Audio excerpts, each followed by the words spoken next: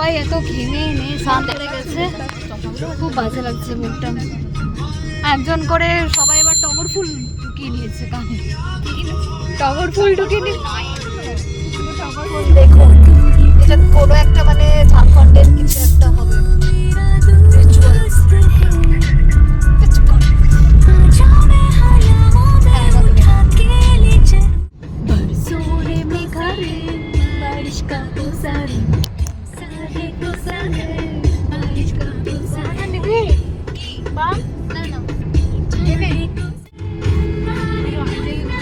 বাইরেটা এত সুন্দর লাগছে। এবার আমরা যাচ্ছি হচ্ছে সূর্য মন্দিরের পথে।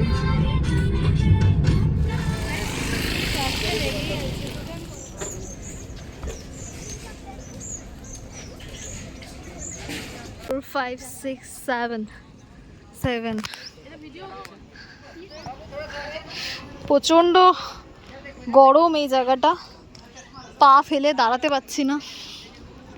আয় চলে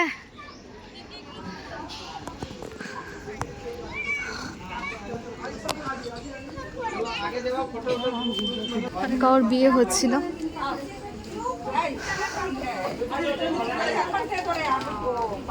মানে কারোর বিয়ে হচ্ছে সেই জন্য।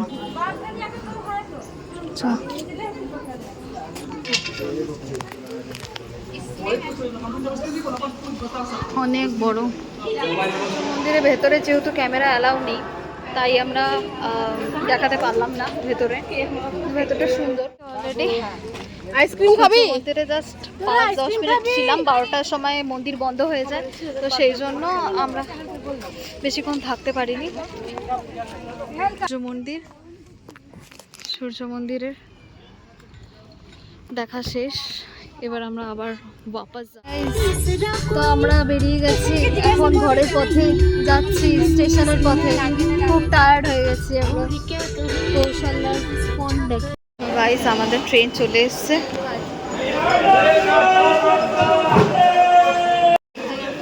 ট্রেনে উঠছে সবাই, ট্রেনে উঠে গেছি। সব টায়ার্ড, সবার ঘুম পেয়েছে, এতে চোখ লাল হয়ে গেছে। 2:40 ট্রেনটা ঢুকলো, 2:15 ট্রেনটা আমরা ধরে ফেলেছি। মোটামুটি 3:30-4 নাগাদ পৌঁছে যাবে। 10:40 বেরোচ্ছে, মোটির মুখে ঢুকে যাবে। স্বাগতার ব্যাগে সব আছে। জটিন দিয়ে হেল্প করেছে শায়েস্তা ওজমাকে। অলরেডি পুরুলিয়া নামবো এবার। We are exhausted. তোদের এই মারপিট গুলো থাকবে। এই যে আমরা উঠে গেছি, তনু আমাদের কোলে বসেছে, আমার মোটি। কেমন লাগলো? কেমন লাগলো?